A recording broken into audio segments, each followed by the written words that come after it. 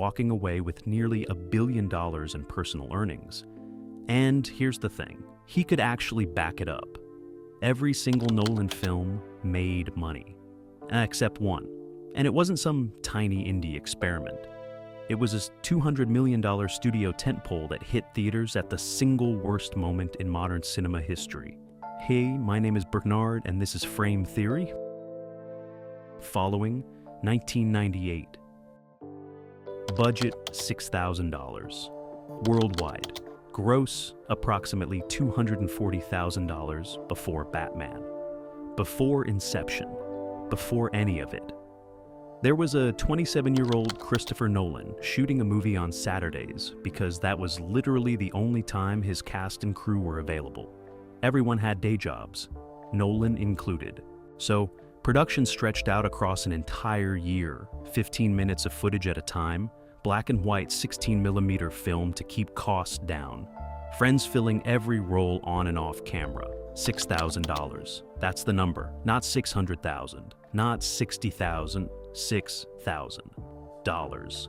For context, that's roughly what some productions spend on craft services in a single afternoon. The film was a tight 70-minute neo-noir thriller following a young writer who starts trailing strangers through London for no real reason, until things get very complicated very fast.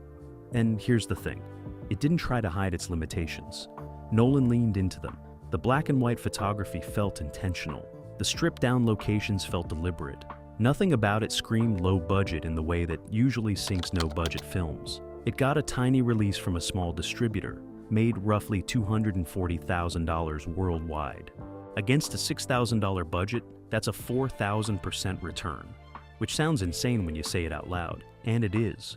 Critics praised it as one of the smartest no-budget indies in years. Not smart for the budget, just smart, full stop. And suddenly, people in the industry were paying attention to this guy who'd been shooting on weekends with his friends. That was the win. Not the money, the attention. Following didn't make Nolan rich. It made him visible. And visible was everything. Memento, 2000 budget, $9 million. Worldwide gross, approximately $40 million. This is where the story really starts. Memento came from a short story written by Nolan's brother Jonathan, but Christopher turned it into something far more ambitious. A reverse-structured psychological thriller about a man with no short-term memory trying to solve his wife's murder. He wrote the script in linear format first, then broke the whole thing apart to rebuild it backwards. Just so you know, the logic was actually there, and not just chaos dressed up as cleverness. Studios passed on it. Multiple studios. Nobody wanted to touch a noir thriller told in reverse chronological order, with an unconventional structure and no major stars. Which, honestly, is one of the great studio miscalculations of the 2000s. A financier called New Market stepped in and made a gutsy move. They didn't just fund it, they distributed it themselves. No massive campaign, no wide rollout.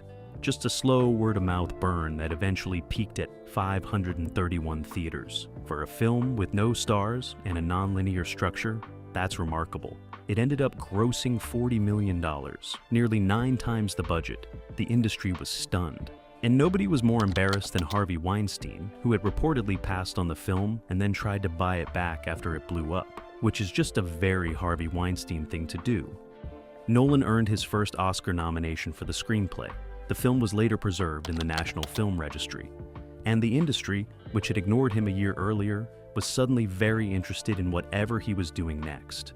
Memento didn't just prove Nolan could make a good film, it proved he could make a financially successful film out of material that had no business being financially successful. That distinction matters. Hollywood cares about both, but they really care about the second one. Insomnia, 2002. Budget $46 million. Worldwide gross, approximately $113 million. Warner Brothers handed Nolan his first real studio project, and they didn't ease him in gently. This was a remake of a Norwegian thriller with 2 of the most decorated actors on the planet, Al Pacino and Robin Williams. Both Oscar winners, Hilary Swank also on the cast. Also an Oscar winner, no pressure. Set in Alaska during the relentless daylight of the Arctic summer, Insomnia follows a detective hiding a dark secret who gets steadily unraveled by a killer who seems to know exactly what he's done. The sleeplessness isn't just a plot device. It gets under your skin in a way that's hard to explain until you've sat through it. The return was solid, $113 million off a $46 million budget, more than double. And critically, it proved something that studios needed to see before they'd trust Nolan with anything bigger. That he could work with movie stars, that he could handle the egos, the schedules, the studio expectations, the whole ecosystem of mid-budget prestige filmmaking. Nolan himself has called Insomnia his most underrated film, and he's not wrong. It tends to get buried between the indie credibility of Memento and the franchise scale of Batman Begins, but it's a genuinely tense and well-crafted thriller that holds up.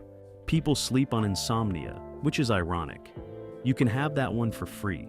More than anything, Insomnia convinced Warner Brothers that Nolan could be trusted with something much, much bigger. Batman Begins, 2005. Budget, $150 million. Worldwide gross, approximately $374 million. By 2005, the Batman franchise was not just struggling, it was dead. Batman and Robin had come out in 1997, and it was such a catastrophic creative and commercial failure that Warner Brothers shelved the entire property for years. Nobody was lining up to fix it. Nolan saw an opportunity, but his pitch wasn't, "Let me make a better Batman movie." His pitch was, "Let me make a completely different kind of Batman movie." He wanted to go back to the origin, back to why a person would actually choose to dress as a bat and go punch criminals. He wanted realism, not aesthetics. He filmed in real cities, London, Chicago, Iceland, to make Gotham feel like a place that actually exists rather than a Tim Burton fever dream. Beautiful as those films were, expectations were genuinely low, not just cautious, low. This was a franchise coming off one of the most mocked blockbusters of the 90s. There was no obvious reason to believe this was going to work. It opened to $72 million in its first 5 days. Critics responded well. Audiences responded extremely well. It eventually pulled in $374 million worldwide on a $150 million budget. Very strong return. But here's what people forget. The real money wasn't even at the box office. DVD sales for Batman Begins were massive. $167 million by 2006. It became one of the best-selling DVDs ever made. People weren't just going to see it, they were buying it, rewatching it, showing it to their friends. Batman Begins wasn't just a hit. It was a franchise resurrection that nobody thought was coming, and it set Nolan up for something nobody could have anticipated. The Prestige, 2006. Budget, approximately $40 million, worldwide gross, approximately $109 million. Right in between the two Batman films, Nolan made a Victorian-era psychological thriller about rival magicians. No IP, no franchise hook, no obvious blockbuster appeal. Just a lean, precise, endlessly rewatchable mystery built like a magic trick, where the method is hidden in plain sight the whole time. 2 studios backed it. Warner Brothers handled international distribution. Disney handled domestic, which is a slightly unusual arrangement, but clearly someone at both studios believed in it enough to split the table. It didn't post massive numbers. $109 million worldwide on a $40 million budget is a modest hit by any standard. Not a blockbuster, not a cultural event, just a really well-crafted film that turned a respectable profit. But The Prestige is one of those films that has never stopped finding new audiences. It built a cult following slowly and steadily. Film students write papers about it. Reddit threads about the ending still get thousands of comments. People watch it 2 and 3 times just to track the logic.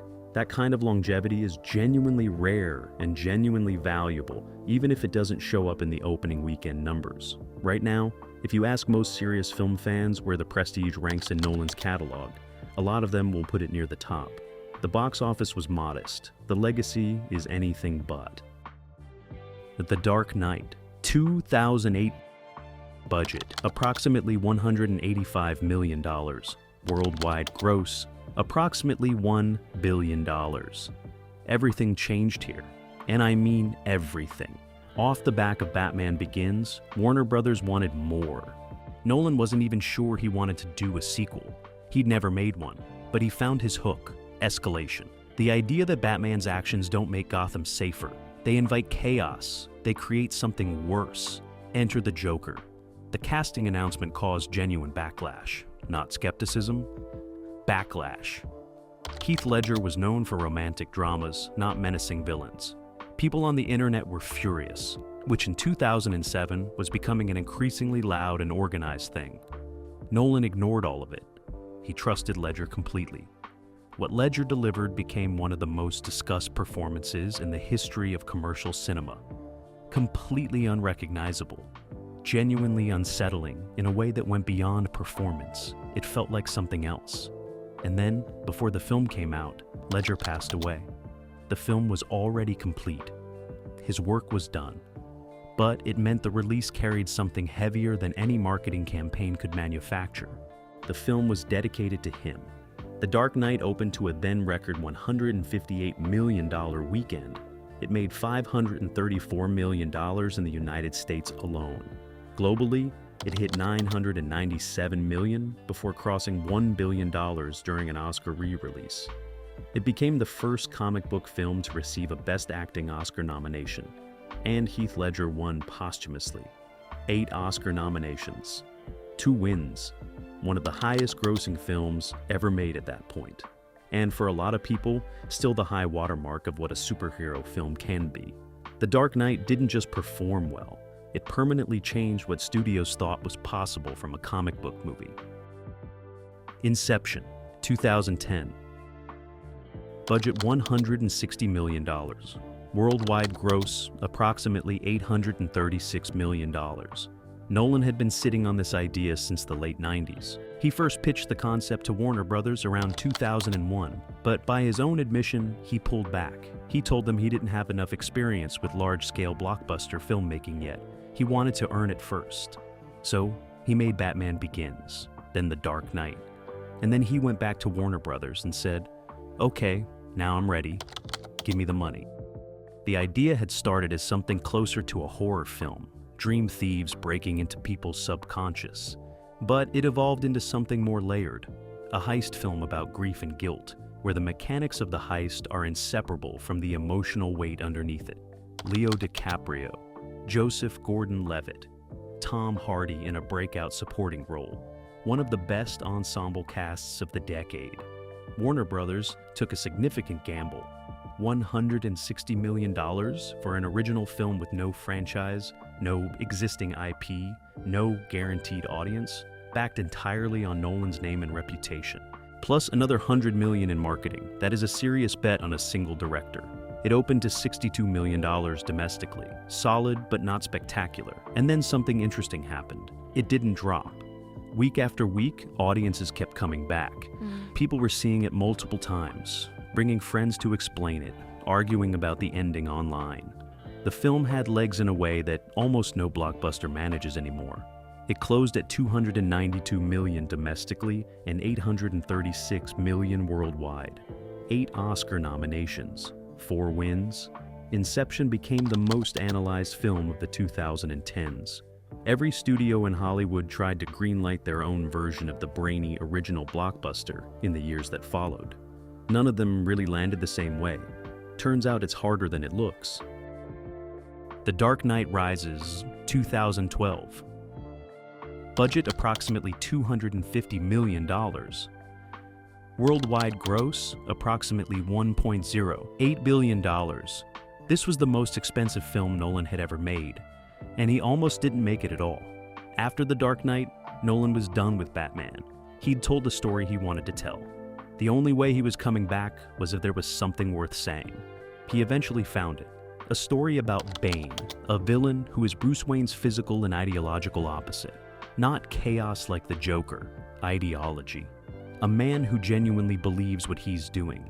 Warner Brothers had other ideas about the villain. There were internal conversations about the Riddler. Apparently DiCaprio's name came up. Nolan said no. He had his story and his villain, and he wasn't moving on either. And then, before the film even opened, tragedy struck. At a midnight screening in Aurora, Colorado, A gunman opened fire during the film. 12 people were killed. Warner Brothers immediately canceled premieres and suspended marketing. Some theaters reported near-empty screenings in the immediate aftermath. The shooting also permanently changed how studios schedule midnight releases, shifting them to earlier evening premieres to reduce the risks of late-night crowds. Despite everything, The Dark Knight Rises opened to $160 million. It pulled in $448 million domestically. But this one was built differently from its predecessors. It was global heavy. International audiences drove it across the finish line. Final worldwide total, 1.0. $8 billion, the highest grossing Batman film ever made. Nolan's top earner. The conclusion of a trilogy that nobody, absolutely nobody saw, coming back in 2005 when a dead franchise was handed to a guy who'd made 2 indie films and a studio remake. Interstellar, 2014 budget, approximately $165 million. Worldwide gross, approximately $701 million. Here's something most people don't know about Interstellar. It wasn't Nolan's idea. The film originated with physicist Kip Thorne and producer Linda Obst, who developed the concept around real theoretical science. Steven Spielberg was originally attached to direct. Then Spielberg moved on to other projects and dropped out. And Jonathan Nolan, who had been developing the script, recommended his brother.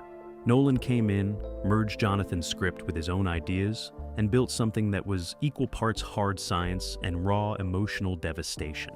Matthew McConaughey came on board after Nolan visited him on the set of True Detective and walked away convinced. And here's the deal Nolan negotiated: 20% of the first dollar gross.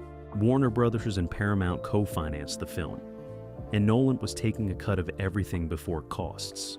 That deal turned out to be worth a substantial amount of money. The film opened to $47 million domestically. Not a blowout opening, but Interstellar had legs. It closed at $188 million in the US and roughly $701 million worldwide, eventually crossing $705 million after a re-release. 5 Oscar nominations, 1 win for visual effects. The critical response was divided, which still baffles me personally. Some called it overly complicated and emotionally manipulative. Others called it one of the greatest science fiction films ever made. Both camps are loud and neither is backing down. The debates are still happening. Films that people are still arguing about a decade later are usually doing something right. Dunkirk, 2017 budget, approximately $100 million worldwide. Gross approximately $526 million. Nolan had been thinking about this one since the 90s. A war film with almost no dialogue, no American characters, no conventional heroes, and a structure built across 3 separate time frames. 1 week on the beach, 1 day on a small civilian boat, 1 hour in the air, all converging on the same moment from different angles. He was clear about what this film was not. Dunkirk is not a war film, he said. It's a survival story, a suspense film. He wanted you to feel the claustrophobia, the cold, the helplessness of being 19 years old and completely at the mercy of something far larger than you. To cast the young soldiers, Nolan mostly went with unknowns, which was a deliberate choice to reflect the actual soldiers on that beach. And then there's Harry Styles. A singer, global pop icon, absolute household name. Cast not because of his fame, but because, in Nolan's words, he had an old-fashioned face, which is one of the more unexpected casting justifications in recent memory. It worked. The film opened with $50 million domestically in its first weekend, and closed at $189 million in the US, making it the highest-grossing World War II film ever made.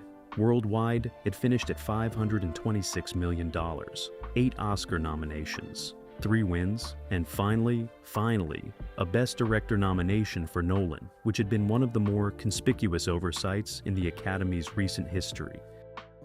Tenet, 2020 budget, approximately $200 million worldwide gross, approximately $365 million.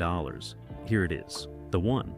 Tenet is technically Nolan's first and only genuine box office disappointment, though calling it that requires some serious context. This was his 11th film, one of the most conceptually ambitious things he'd ever attempted.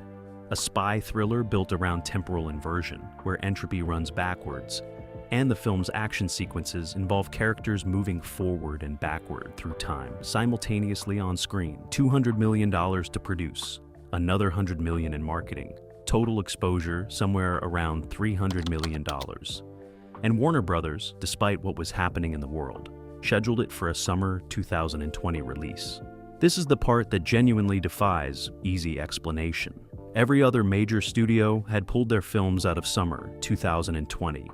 Cinemas around the world were closed, reopening in limited capacity, running at 25 to 40% occupancy in markets that were even open at all. Disney pulled back, Universal pulled back, Sony pulled back. Warner Brothers left Tenet in. Nolan backed them on it publicly, which he later had complicated feelings about. The film opened to just $20 million in its first 11 days domestically.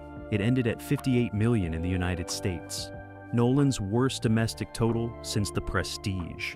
Overseas audiences, where cinema had returned to something closer to normal in parts of Europe and Asia, helped significantly. The worldwide total came in at $365 million, which against a combined production and marketing budget of $300 million, put it firmly in lost territory. People call it a flop, and yeah, by the numbers it was. But here's what those numbers don't capture. Releasing a $200 million film into a pandemic and pulling in $365 million worldwide is, by any reasonable standard, an extraordinary outcome under the circumstances. Not every executive at Warner Brothers agreed, but none of them blamed Nolan publicly either. Toby Emmerich, who was running Warner's film division at the time, was explicit that the decision to release was not forced on anyone. What Tenet actually cost Nolan was something more significant than the box office receipts. It cost him his relationship with Warner Brothers. When the studio announced in late 2020 that their entire 2021 film slate would premiere simultaneously on HBO Max and in theaters, without consulting directors or producers, Nolan was furious.